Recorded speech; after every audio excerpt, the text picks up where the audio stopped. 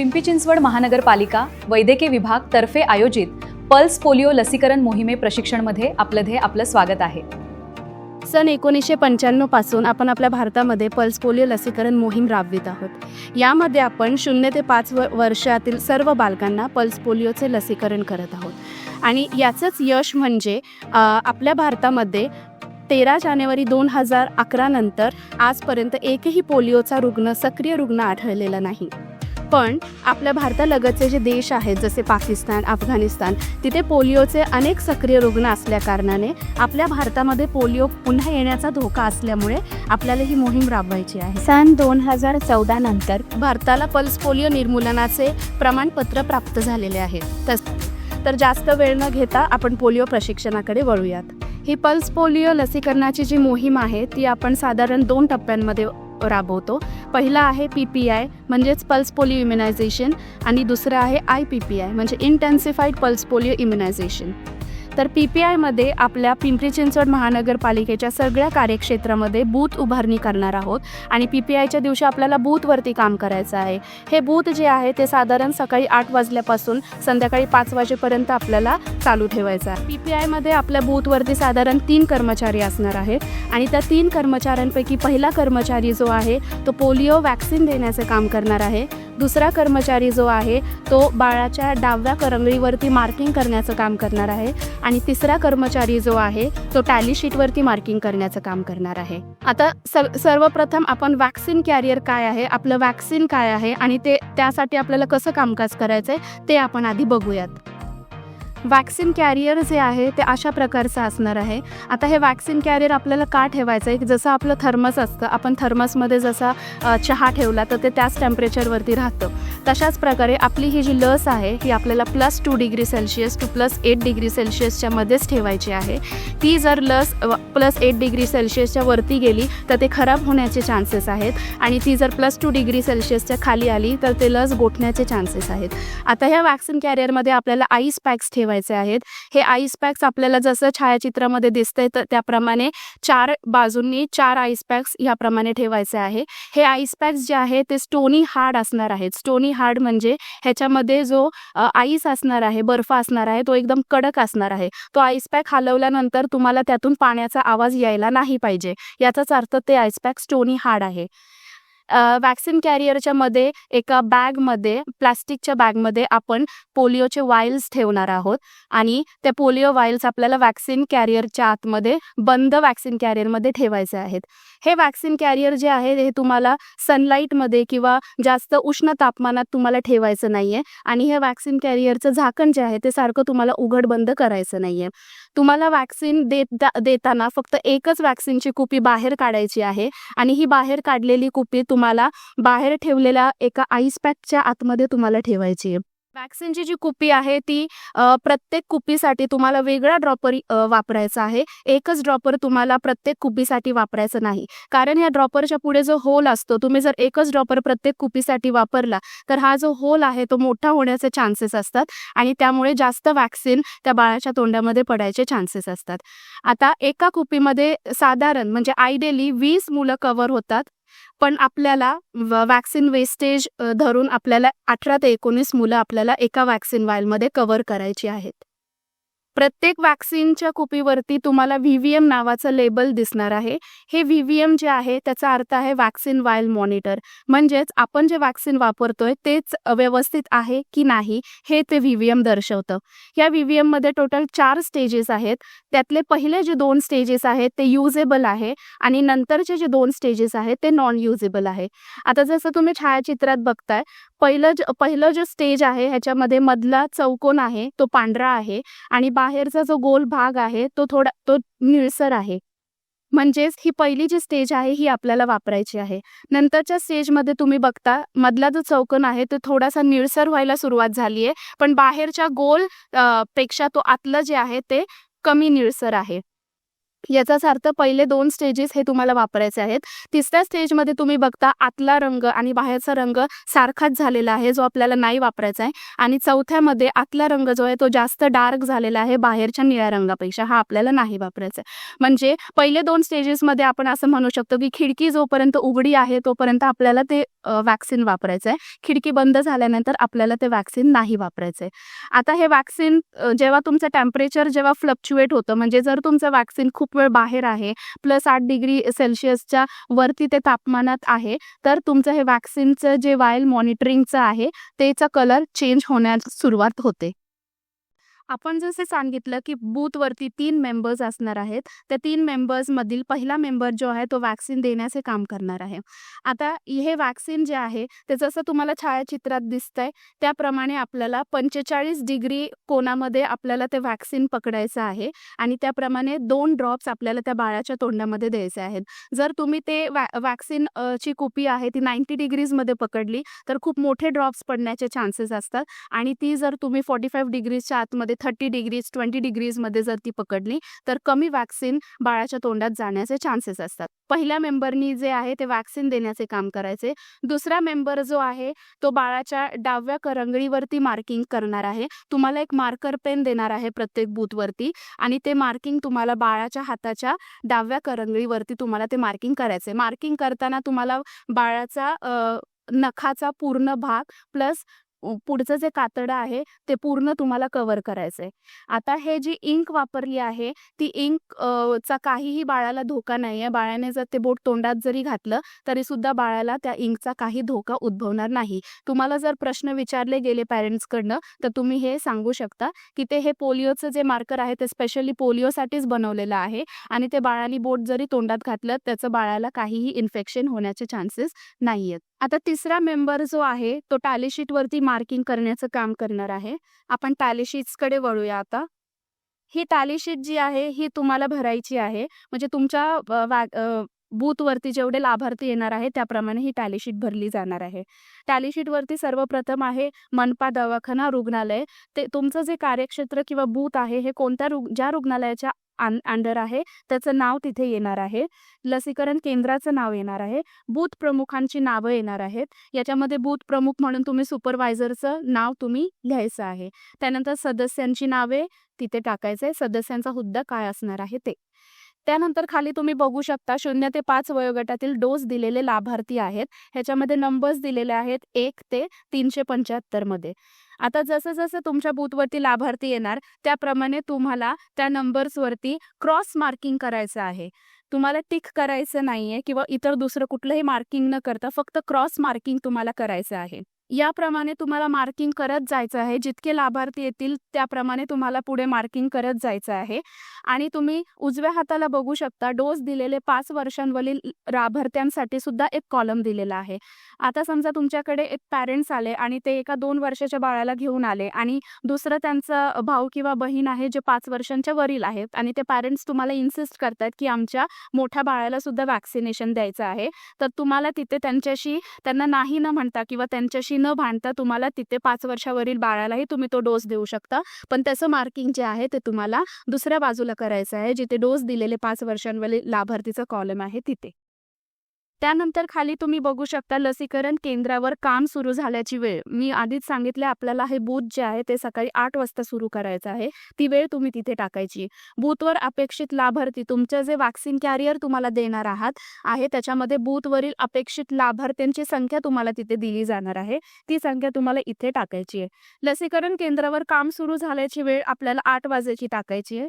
बूथवर अपेक्षित लाभार्थीसाठी तुम्हाला तुमच्या वॅक्सिन कॅरियरवर एक स्टिकर दिला जाणार आहे. त्याच्यावर ती बूथवर अपेक्षित लाभार्थींची संख्या आहे ती तुम्हाला तिथे टाकायची आहे. बूथवर लस पाजलेले लाभार्थी तुम्ही त्या दिवशी किती लोकांना लस पाजले हा आकडा तुम्हाला टॅली शीटवरून मिळणार आहे तो तिथे टाकायचा आहे. आणि लसीकरण केंद्र बंद केल्याची वेळ ही आपल्याला 5 वाजेची टाकायची आहे.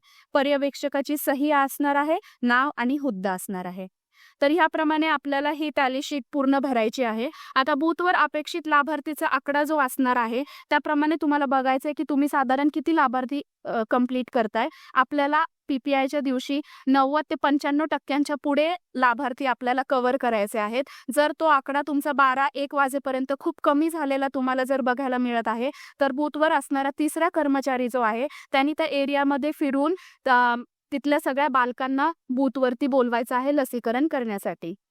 त्यानंतर पोलिओ लसीचा अहवाल तुम्ही बघू शकता. ह्याच्यामध्ये पोलिओ लसीच्या वायल्स आपल्याला दाखवायचे आहेत.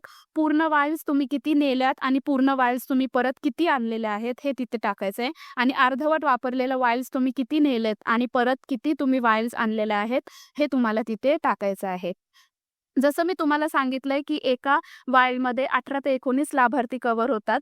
तर तुमची वायल जेव्हा कुठे संपते याप्रमाणे, आता समजा तुम्ही एक वायल उघडली, पहिल्या लाभार्थ्यापासून तुम्ही द्यायला सुरुवात केली आहे, तुमची ती वायल जर 18 नंबरवरती संपत आहे, तर तुम्ही त्या 18 नंबरला गोल सुद्धा करायचा आहे आणि क्रॉस मार्किंग सुद्धा करायचं आहे. म्हणजे याप्रमाणे तुम्हाला समजतं की तुमचे एंड ऑफ द डे किती वायल्स तुम्ही तिथे वापरले आहेत आणि किती लाभार्थी तुमचे कव्हर झालेले आहेत. आता PPI या दिवशी जसे आपले स्टेशनरी बूथ्स आहेत, तसंच आपलं मोबाईल बूथही असणार आहे आणि ट्रान्झिट बूथही असणार आहे. आता मोबाईल बूथ जे आहे ते आपले जे जोखीमग्रस्त भाग आहे आपल्या कार्यक्षेत्रामध्ये, तिथे ते मोबाईलचं वाहन फिरणार आहे. त्याच्यामध्ये आपण स्थायी, अस्थायी झोपडपट्टी, पाले, वीटभट्ट्या, सर्व बांधकामे हे आपण कव्हर करणार आहोत आणि तिथे त्या ठिकाणी जाऊन आपण तिथल्या लाभार्थ्यांना वॅक्सिनेशन देणार आहोत.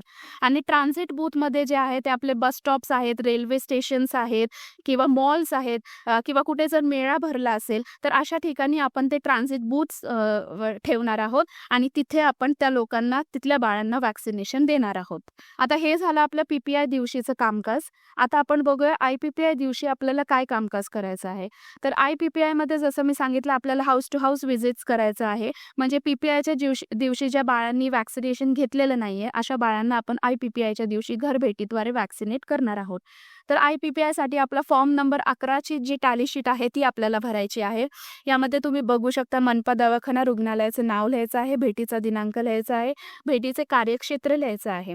आता तुम्हाला तुमचे टीम्स बनवणार आहोत. एका टीममध्ये आपण 2 मेंबर्स देणार आहोत. जसं PPI मध्ये आपण एका टीममध्ये 3 मेंबर्स देत होतो, तसंच IPPI मध्ये आपण एका टीममध्ये 2 मेंबर्स देणार आहोत. आणि प्रत्येक टीमसाठी आपण नकाशे तयार केलेले आहेत. ते नकाशे आपण त्या कार्यक्षेत्राचे जे नकाशे असणार आहे ते नकाशे आपण देणार आहोत. आता एका नकाशामध्ये 150 ते 180 घरं असणार आहेत. जर तुमचा एरिया जोखीमग्रस्त आहे, म्हणजे स्थायी, अस्थायी झोपडपट्टी आहे, तर एका नकाशामध्ये 180 घरं असतील. पण तुमचा एरिया जर बिल्डिंगचा एरिया आहे किंवा एलिट एरिया आहे, अशा ठिकाणी आपण 140 ते 150 घरांचा एक नकाशा असणार आहे. आता हा नकाशा सुरू करताना आपण पहिलं बघूया, पहिल्या घरातील कुटुंब प्रमुखाचे नाव आपल्याला तिथे लिहायचं आहे. आता जसं तुम्ही बघू शकता वरती जे आहे ते भेट दिलेले घर आहे, ते घर क्रमांक आहेत जे 180 पर्यंत तुम्हाला खालीपर्यंत दिसतील. आणि दुसरा कॉलम आहे तो घरावर केलेली खूण X किंवा P. आता ही खूण आपल्याला कशी करायची आहे ते आपण बघून घेऊयात. घरातील 0 ते 5 वर्ष वयोगटातील एकूण किती लाभार्थी आहेत ते लिहायचं आहे आणि घरभेटीमध्ये या घरामध्ये टीमने डोस दिलेले लाभार्थी किती आहेत ते लिहायचं आहे. आता घरावरती खूण आपल्याला कशी करायची आहे. सपोज तुम्ही पहिल्या घरामध्ये गेलात, ते घर तुम्ही वाजवलंय आणि त्या घरामध्ये समजा लाभार्थी 0 ते 5 वयोगटातील एकूण लाभार्थी 2 आहेत. तर आपल्याला तिथे त्या कॉलममध्ये 2 असं लिहायचं आहे आणि तुम्हाला विचारायचं आहे की त्या 2 लाभार्थ्यांनी PPIच्या दिवशीच म्हणजेच रविवारच्या दिवशी डोस घेतलेला आहे का. जर त्या लाभार्थ्यांनी डोस घेतला असेल तर त्या घरावर आपल्याला P अशी खूण करायची आहे. P म्हणजे प्रोटेक्टेड. त्या घरावरती आपल्याला P अशी खूण करायची आहे आणि आपल्याला त्या 2 लाभार्थ्यांनी जर वॅक्सिनेशन घेतलं आहे तर त्यांच्या बोटावरची जी खूण आहे ती तुम्हाला चेक करायची आहे आणि मगच तुम्ही त्या घरावरती P अशी खूण करायची आहे. घरभेटीमध्ये या घरामध्ये टीमने डोस दिलेले लाभार्थी मग तिथे 0 येणार. जर त्या 2 लाभार्थ्यांनी PPIच्या दिवशी डोस घेतलेले नाहीयेत तर आपल्याला घरातील 0 ते 5 वर्ष वयोगटातील एकूण लाभार्थी 2 असे लिहायचे आहे आणि घरभेटीमध्ये या घरामध्ये टीमने डोस दिलेले लाभार्थी पण 2 येतील, कारण आपल्याला हाऊस टू हाऊस व्हिजिटमध्ये तिथेच त्या लाभार्थ्यांना आपण डोस देणार आहोत. आता समजा त्या घरामध्ये 5 वर्षांच्या आतमध्ये एकही लाभार्थी नाहीये, तरीसुद्धा तुम्ही त्या घरावरती पी अशीच खून करायची आहे, कारण ते घर प्रोटेक्टेड आहे असंच आपण म्हणायचं. आता ती खून आपल्याला कशी करायची आहे ते आपण बघूया. जसं तुम्ही छायाचित्रामध्ये बघताय, आपण टीम्स बनवणार आहोत. त्या टीम्सला टीम मेंबर्स देणार आहोत. साधारण 5 ते 6 टीमसाठी एक सुपरवायझर असणार आहे. तर तुमचा सुपरवायझर जे आहे ते तुम्हाला सकाळीच सांगतील की तुमचा टीम नंबर काय आहे. तर तो टीम नंबर आपला तुम्ही लक्षात ठेवायचा आहे. तर तो टीम नंबर आपल्याला पहिला टाकायचा आहे. T5 जसं तुम्ही बघता इथे T5 लिहिलेलं आहे, म्हणजे ही 5 नंबरची टीम आहे.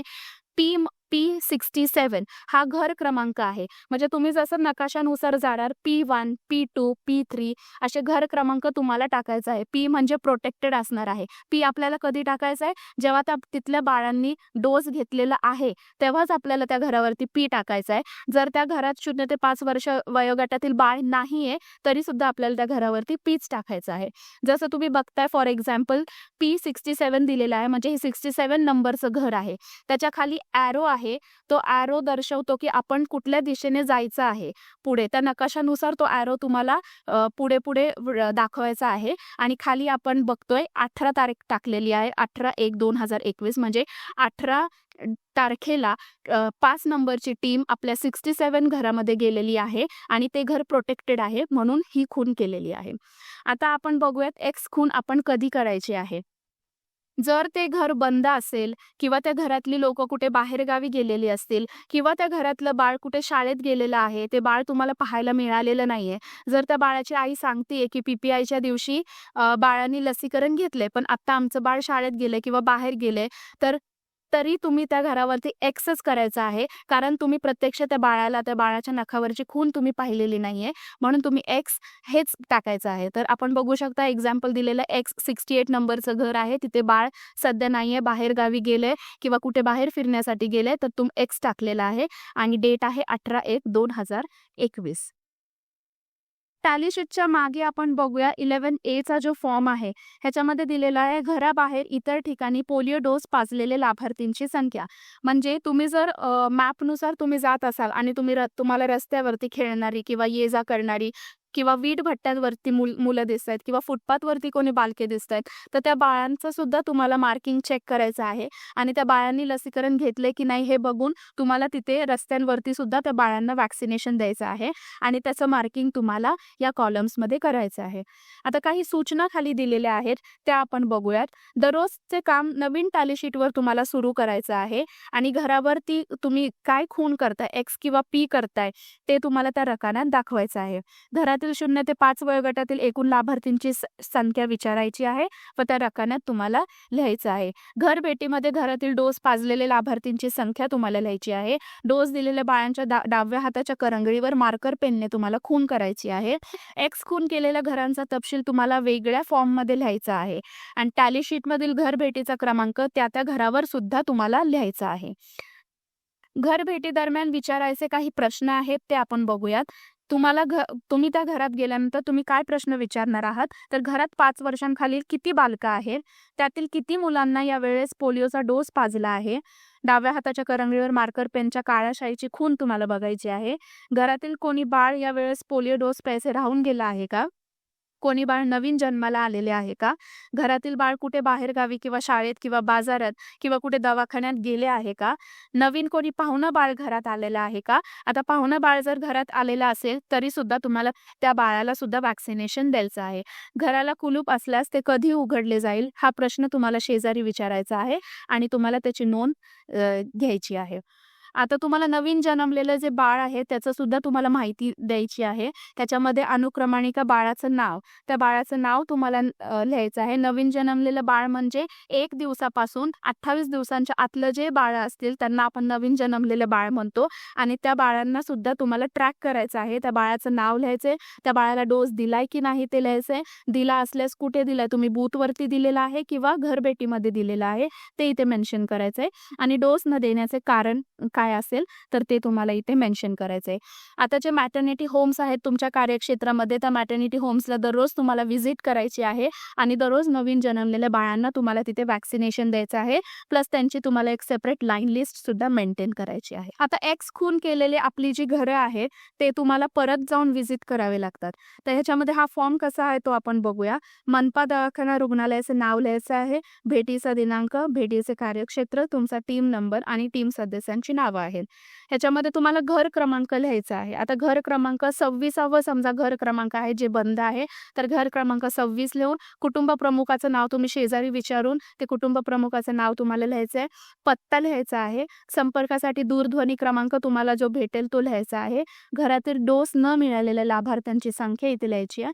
एक्स खून करण्याचे कारण काय आहे, घर बंद आहे, गावी गेलेत किंवा बाळ घरात नाहीये, बाहेर गावी गेले, हे जे काही कारण असेल ते तुम्हाला इथे लिहायचं आहे. आणि नंतरच्या दिवशी भेट दिल्यानंतर घरातील सर्व लाभार्थी डोस दिल्यामुळे घरावर पी खून केल्याचा दिनांक. म्हणजे एक्स खून केल्यानंतर समजा ते बाळ संध्याकाळी येणार असेल तर तुम्हाला संध्याकाळी त्या घरामध्ये जाऊन व्हिजिट करून तुम्हाला त्या बाळाला वॅक्सिनेशन द्यायचं आहे. पण जे पूर्वीची एक्स खून केलेली आहे ती तुम्हाला तशीच ठेवायची आहे आणि नंतर तुम्हाला त्याच्याखाली पी खून करून परत पुन्हा तो क्रमांक लिहायचा आहे. ह्याचं कारण काय आहे, कारण जेव्हा आपल्याकडे टीम्स येतील आपल्या कार्यक्षेत्रामध्ये चेकिंग करण्यासाठी त्यावेळेस त्या टीमला ते मार्किंग बघूनच समजेल की पहिल्यांदा टीमने जेव्हा व्हिजिट केली तेव्हा एक्स खून केली होती कारण ते बाळ तिथे नव्हतं किंवा जे काही कारण असेल ते, आणि नंतर पुन्हा तुम्ही व्हिजिट केली आहे आणि ते एक्सचं तुम्ही पी कन्व्हर्जन केलेलं आहे. याचाच अर्थ तुम्हाला तुमचं जे कामकाज आहे ते त्या टीमला तिथे दिसेल. आता तुम्हाला जो मार्कर पेन दिला जाणार आहे त्याच मार्कर पेननी मार्किंग करायचं आहे. तो मार्कर पेन जर संपला तर तुम्ही नवीन मार्कर पेन तुमच्या सुपरवायझरकडनं घ्या, कारण मी जसं सांगितलं की हा स्पेशल मार्कर पेन आहे, हा फक्त पोलिओ वॅक्सिनेशनसाठीच आपण बनवलेला आहे. तर तोच मार्कर पेन तुम्हाला वापरायचा आहे. वॅक्सिनच्या रिकाम्या झालेल्या ज्या कुप्या आहेत त्या आपल्याला फेकून न देता जमा करून घ्यायच्या आहेत आणि सुपरवायझर्सकडे द्यायचे आहेत. आईस पॅक्स जे आहेत ते जर वितळले असतील तर तुम्हाला तुमच्या सुपरवायझर्सला इन्फॉर्म करून ते चेंज करून घ्यायचे आहे. तर अशा प्रकारे आपल्याला पोलिओच्या मोहिमेत कामकाज करायचं आहे.